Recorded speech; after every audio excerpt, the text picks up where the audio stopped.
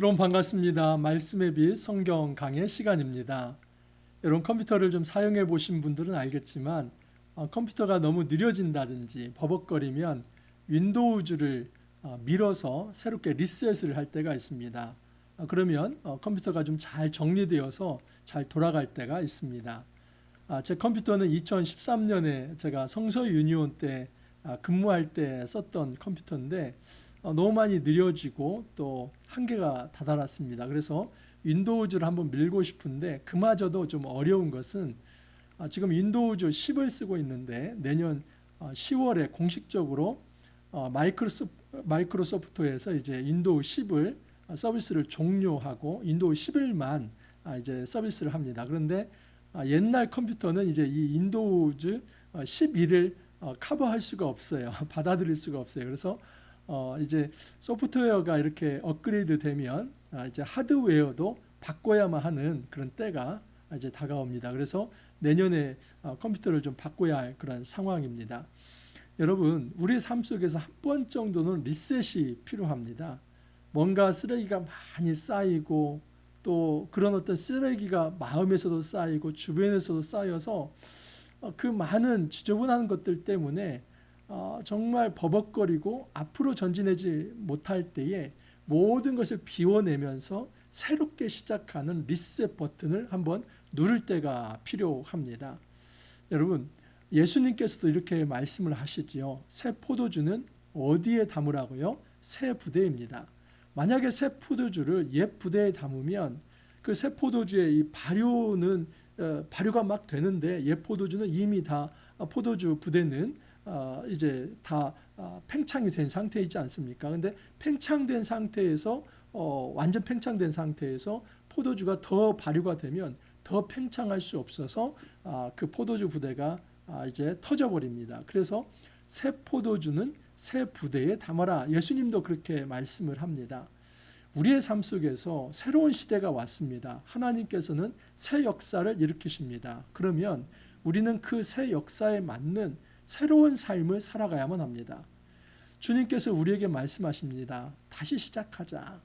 여러분, 이것은 정말 호의의 초청입니다. 은혜의 초청입니다. 왜냐하면 우리 인류가 하나님 앞에 패역한 삶을 살았고 주님 마음을 아프게 했으며 주님을 떠나서 우상을 섬겼으며 음행하는 삶을 살았습니다.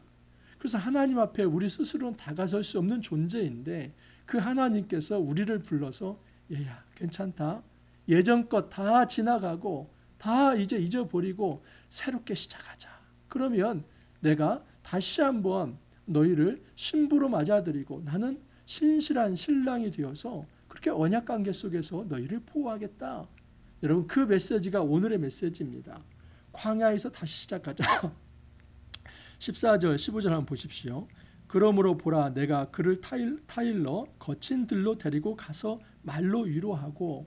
여러분, 하나님께서 이스라엘 백성을 거친 들로 데리고 가서 말로 위로한다라고 얘기합니다. 이 거친 들이 무엇입니까? 광야이죠.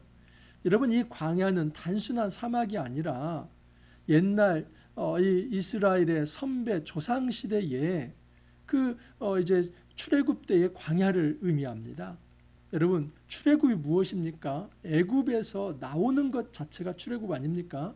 그런데 이스라엘 백성은 애굽 파라오 밑에 있어서 종노로 됐습니다. 스스로는 벗어날 수 없었습니다. 그래서 하나님께서 건져내셨다. 하나님께서 구원하셨다. 그래서 엑소더스, 이것이 바로 출애굽입니다. 이런 차원에서 여러분, 출애굽은 하나님의 구원의 역사라고 볼 수 있습니다. 자, 그런데 그 출애굽하고 40년 동안 어디에 있었습니까? 광야에 있었지요. 그래서 하나님께서 그의 백성을 그 거친들 광야로 다시 데리고 가서 거기에서 다시 시작하자고 하는 것은 이제 새 출애굽을 한번 해보자. 너희들 이 광야를 지나서 가나안 땅에 들어와서 그렇게 우상을 섬기고 바알을 섬기면서 음행하면서 이 하나님 나의 마음을 아프게 했는데 정말 더 이상 어떻게 해볼 도리가 없다. 이제는 안 되겠다. 완전히 모든 것을 다 정리하고 없애버리고 새롭게 한번 시작해보자. 마치 컴퓨터를 윈도우즈를 바꾼다든지 아니면 새로운 컴퓨터를 구입해서 새 윈도우즈를 깐다든지 하는 그런 리셋 작업을 하듯이 하나님께서 이스라엘 백성을 향하여서 새롭게 시작해보자 말씀을 합니다. 거기서 비로소 그의 포도원을 그에게 주고 악을 골짜기로 소망의 문을 삼아 주리니 그가 거기서 응대하기를 어렸을 때와 애굽 땅에서 올라오던 날과 같이 하리라. 여러분 여기 보면 소망의 문을 삼아 주리니 그가 거기서 응대하기를 어렸을 때와, 그러니까 이스라엘 백성이 처음 출애굽했을 때 그때처럼 애굽 땅에서 올라오던 날, 그 출애굽의 날처럼 한번 다시 시작해보자. 이런 것과 같이요. 여러분 어떤 한 부부가 이제 결혼을 했습니다. 그래서 한 3, 40년 살았습니다. 그런데 그 관계가 파탄이 났습니다. 파탄 난 이유는 한쪽 배우자가 외도하고 바람을 피운 것입니다. 그런데 그 남편이 그 아내를 받아들이면서 신혼 때처럼 모든 것 다 정리하고 다시 한번 시작해보자 하는 것입니다.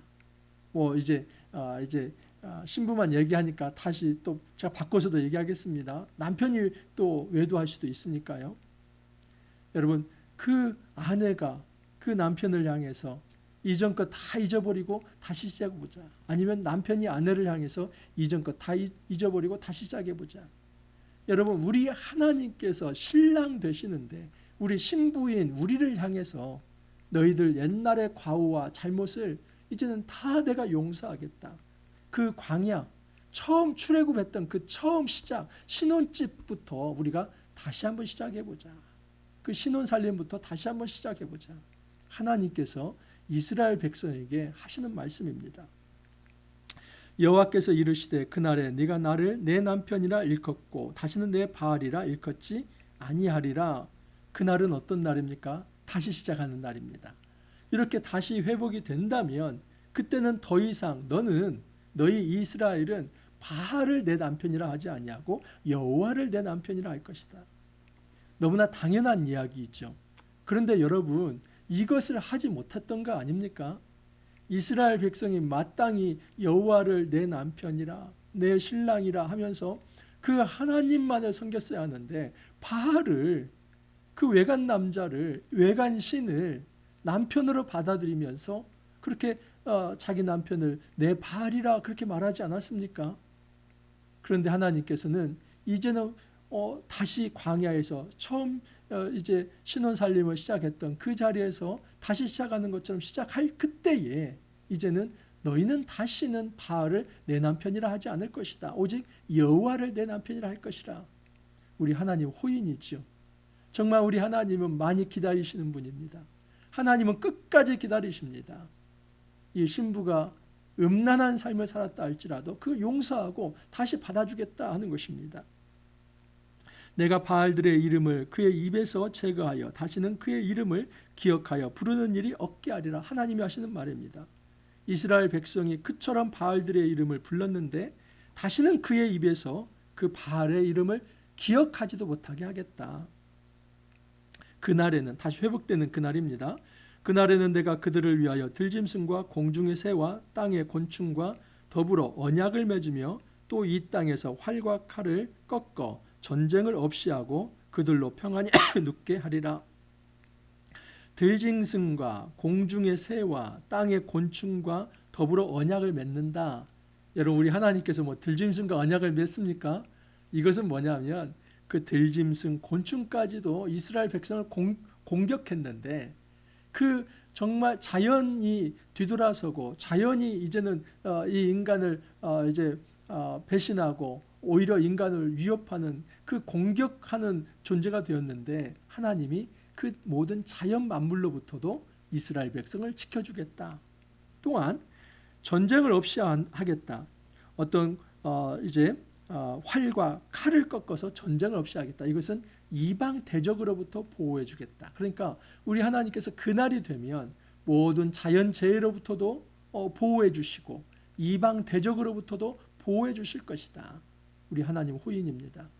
다시 돌아오기만 한다면 신혼살림 다시 시작하자. 그래서 이제는 내가 너의 진정한 남편이 되고 신랑이 되어서 네가 정말 안전하고 또 보호를 받을 수 있도록 그렇게 내가 보장해 주겠다. 그렇게 안아주겠다. 하나님 말씀하십니다.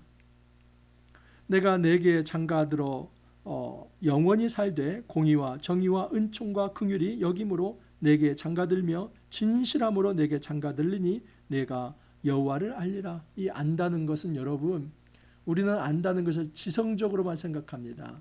근데 이것은 서구적 사고입니다. 여러분, 히브리적 사고에서 안다는 것은 야다. 이것은 여러분 경험적으로 아는 것을 의미합니다. 마치 남편과 아내가 결혼을 해서 서로 이제 한 몸이 되었을 때 알아감처럼, 그렇게 그 알아감은 경험적으로 서로 하나가 되는 것처럼 우리 하나님께서 신랑 되시고 그의 백성이 신부가 되어서 인격적으로 서로 깊은 이 경험적 알미 될 수 있도록 그 언약 관계를 회복해 주겠다. 하나님께서 말씀을 하십니다. 하나님이 다시 너에게 장가들겠다. 공의와 정의와 은총과 긍휼이 그 안에 있을 것이고 진실함으로 장가들 것이다. 우리 하나님은 정말 진지하십니다. 우리 하나님께서는 다시 시작하는 일에 너무나 진지하십니다. 우리 하나님의 이 호의를 우리가 뿌리쳐서는 안 됩니다. 우리에게 남은 마지막 기회입니다. 우리는 늘 하나님을 떠났습니다. 하나님을 배반했습니다. 주님의 말씀이 있었지만 끝내 뿌리치고 다른 신을 섬기면서 하나님을 떠났습니다. 돈을 섬기고 세상의 우상을 섬기고 사람을 의지하며 하나님이 아닌 것들을 그런 우상으로 섬기고 신으로 섬기며 하나님을 떠나서 그 바알을 추구했던 모습이 우리 아닙니까? 그럼에도 불구하고 하나님이 다시 시작하자. 그 처음 좋았던 그 광야 출애굽 시절로 다시 돌아가자. 돌아오기만 한다면 내가 너에게 이제는 진실함으로, 너에게 진정한 이 충성스러움으로 대함으로써 이제는 진짜 신실한 이제 신랑과 신부의 관계로 그렇게 시작하자. 주님께서 말씀을 하십니다. 여호와께서 이르시되 그날에 내가 응답하리라. 나는 하늘에 응답하고 하늘은 땅에 응답하고 땅은 곡식과 포도주와 기름에 응답하고 또 이것들은 이스라엘에 응답하리라. 응답한다는 거, 여러분, 어떤 말을 했는데 응답하지 않으면 어떻게 된 겁니까? 그것은 관계가 단절된 것이죠. 벽이 있는 것입니다. 하지만 어떤 말을 했을 때 응답한다는 것은 관계가 이어져 있다는 것입니다. 이것은 청신호입니다. 우리 인간 삶 속에서도 말하고 대답하고 응답이 있지 않습니까? 하나님과 관계가 끊어지면 하나님은 응답할 수 없습니다. 아니, 응답을 하지 않으십니다. 왜냐하면 관계가 끊어졌다는 것은 하나님과 백성 사이에 이 언약 관계가 끊어졌기 때문에 응답할 필요도 없고 응답할 수도 없습니다. 하나님께서 응답하신다 하는 것은 이스라엘 백성을 다시 언약 관계로 회복하셔서 그들의 모든 기도 제목에, 그들의 모든 삶의 요구에, 그들의 모든 필요에 하나님께서 응해 주시겠다, 응답하시겠다 말씀하시는 겁니다.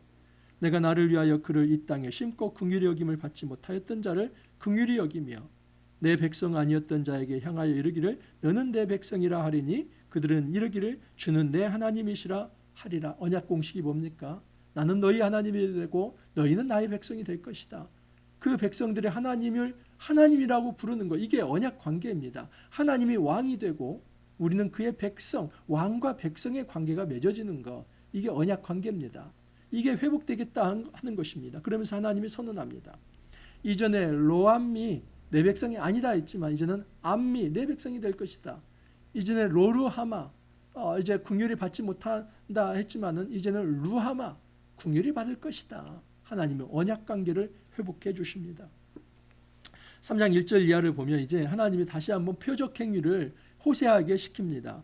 여호와께서 내게 이르시되 이스라엘 자손이 다른 신을 섬기고 건포도 과자를 즐길지라도 여호와가 그들을 사랑하나니 너는 또 가서 타인의 사랑을 받아 음녀가 된 그 여자를 사랑하라 하시기로. 얼마나 괴로운 분부입니까? 호세아가 음란한 여자 중에 하나를 택했습니다. 음란한 자녀들을 낳았습니다. 그런데 그 여자가 또 집을 나갔습니다. 그래서 또 다른 남자를 만나고 있습니다. 근데 하나님은 내가 이스라엘 백성이 음란했지만 그들을 받아들인 것처럼 너 호세아도 그 네 아내를 음란하지만 다시 데려와라. 데려올 때 그냥 데려올 수 있는 거 아니지 않은가? 값을 치르고 데려와라. 이게 속량입니다. 속량이라는 것은 값을 치르고 사와서 그 사람을 자유케 한다는 것. 여러분, 우리가 하나님 앞에 속량 구원받았다는 것은 값이 치러지지 않고 공짜로 된 거 아닙니다. 우리는 은혜가 공짜라고 생각합니다. 여러분, 은혜는 가장 값진 값을 치러진 것입니다. 누구의 값일까요? 하나님의 아들이신 예수 그리스도의 희생, 그 값을 치른 것입니다. 보십시오. 내가 은 15개와 보리 한 오멜 반으로 나를 위하여 그를 사고, 그러니까 은 15개, 보리 한 오멜을 그 여인을 취했던 남자에게 주고 이제 이 여인은 자유인이다 하고 데려오는 겁니다. 그래서 그 여인을 데려와서 종으로 삼는 게 아니라 아내로 다시 신분을 격상시켜서 자유를 주는 것입니다. 우리 하나님이 우리를 구원하신다는 그런 것입니다. 우리가 하나님을 떠났고 종교적으로, 영적으로, 윤리적으로, 도덕적으로 그 음란한 삶을 우리가 살았지만 하나님이 우리를 그 사단의 품으로부터 예수 그리스도라는 값을 치르고 우리를 건져내어서 우리를 다시 아내로 삼아주시고 우리에게 자유를 선언하십니다. 그러면 여러분, 이 은혜가 얼마나 큰 것입니까? 정말 정신 제대로 박힌 사람이라면 이 은혜를 받고 다시 외도를 할 수 없고 이 은혜를 받고 다시 음란한 삶을 살아갈 수는 없습니다. 이 은혜를 받았는데 다시 옛삶으로 돌아간다? 희망이 없습니다. 우리는 한번 은혜의 비춤을 받았다면, 그 빛을 받았다면 다시 옛삶으로 돌아가서는 안 됩니다. 왜냐하면 우리는 예수 그리스도의 값으로 치러진 그 속량받은 정말 값비싼 은혜를 받은 그런 존재이기 때문입니다. 그에게 이르기를 너는 많은 날 동안 나와 함께 지내고 음행하지 말며 다른 남자를 따르지 말라. 나도 내게 그리하리라. 데리고 와서 이제 좀 말을 하라는 것이죠. 내가 너의 진정한 신실한 남편이 될 테니 너도 다시는 떠나지 말라. 우리 하나님께서 우리를 향해서 하시고 싶은 말씀입니다. 이스라엘 자손들이 많은 날 동안 왕도 없고 지도자도 없고 제사도 없고 주상도 없고 에봇도 없고 드라빔도 없이 지내다가 여러분, 어떤 때에 이런 일이 있을까요? 왕도 없다, 지도자도 없다, 제사도 없다, 주상도 없다, 에봇도 없다. 여러분, 이것은 그 나라가 망했을 때 나타나는 현상입니다. 이스라엘 나라가 망하면 뭐가 없습니까? 왕이 없지요. 왕이 없는데 여러분, 지도자가 있을 리 없지요. 그리고 성전이 무너졌는데 제사가 있을 리 없지요. 주상도 없고 어떤 제사장의 에봇도 없습니다. 이런 차원에서 여러분, 하나님께서 너희가 그 징벌을 받아서 포로의 삶을 살 것이지만 그 포로의 삶으로부터 다시 돌이킬 것을 하나님께서 말씀하는 겁니다. 그래서 왕도 없고 지도자도 없고 제사도 없고 주상도 없는 이 시간을 지난 후라는 것은 포로의 시간을 지난 후에 너희는 죄를 지어서 징벌을 받아서 70년 포로를, 이제 이건 남유다를 기준으로 하는 것입니다. 포로 생활을 할 것이지만 그 기간이 지난 후에는 다시 돌이킬 것이다. 그 회복을 약속하는 것입니다. 그 후에 이스라엘 자손이 돌아와서 그들의 하나님 여호와 그들의 왕 다윗을 찾고 마지막 날에는 여호와를 경외함으로 여호와의 그의 은총으로 나아가리라. 마지막 날은 종말이죠. 그 종말은 사실은 예수 그리스도의 오심으로 시작이 되었고 예수님의 재림으로 종말은 완성될 것입니다. 그들이 왕 다윗을 찾을 것이다. 예수님의 다윗의 자손으로 이 땅에 오셨지요. 여러분, 그래서 여호와의 은총이 그에게 있을 것이고 모든 백성은 하나님을 경외하며 그 은총 앞으로 나아갈 것이다. 그렇게 말씀을 합니다.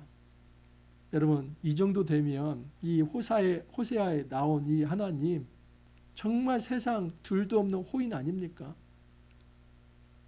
이렇게 가슴이 넓은 신랑 보신 적 있습니까? 부정한 중에 취한 그 이 이스라엘, 사실 이스라엘이 그렇게 정결하지 않았습니다. 그런데 하나님께서 출애굽시켜서 취했습니다. 근데 가나안 땅에 들어갔을 때 또 바알을 섬기면서 옛생활로 돌아가지 않았습니까? 하나님과 이스라엘 백성 사이에 신랑과 신부가 결혼하듯 그렇게 이 신혼살림을 시작했는데 얼마 지나지 않아서 이스라엘 백성은 하나님을 떠나 음행하는 삶을 살았습니다. 그럼에도 불구하고 그 집 나간 여인을 다시 불러서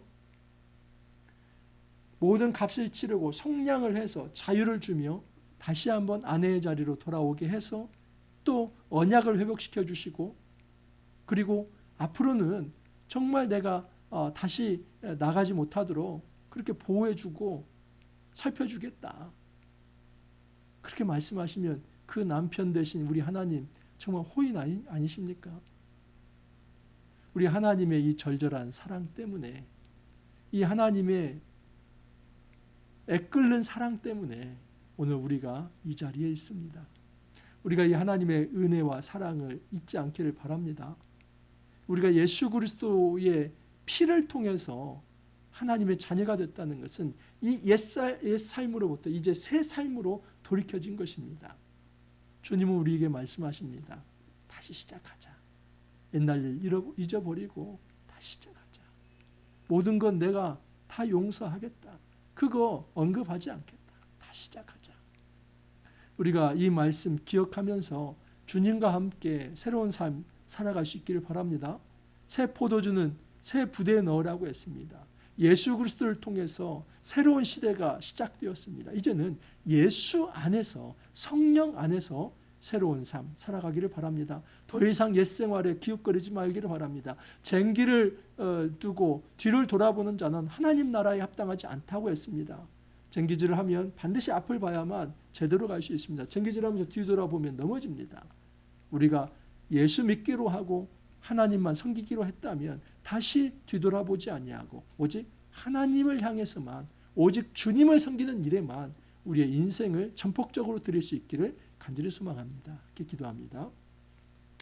주님 감사합니다. 주님은 배타적 사랑을 우리에게 요구하십니다. 그러면서 하나님 역시도 배타적 사랑을 우리에게 말씀합니다. 내가 너희만 사랑하겠다. 그렇게 말씀하여 주십니다. 예수 그리스도 안에서 우리를 새 이스라엘 삼아주시고 하늘 백성 삼아주시니 감사합니다. 예수님의 그 십자가의 은혜로, 그 보혈로 속량을 받아서 그 핏값으로 우리가 하나님의 자녀가 되었습니다. 이제는 이 은혜를 받았사오니 다시 집 나가지 않기를 원합니다. 않게 하옵소서. 주님께서 다시 시작하자고 말씀하시는데 이제는 우리가 하나님 안에서, 성령 안에서, 예수님 안에서 새로운 삶을 시작할 수 있게 해주시고 다시는 옛 삶으로, 그 애굽으로 돌아가는 이 불의한 죄를 짓지 않도록 주님께서 돌봐주시고 인도하여 주옵소서. 주님 감사하옵고 예수님 이름으로 기도하옵나이다. 아멘. 여러분, 이번 한 주도 너무 수고 많이 하셨습니다. 하나님의 은혜 가운데서 복된 또 주말 보내시고 다시 찾아뵙기를 바랍니다. 감사합니다.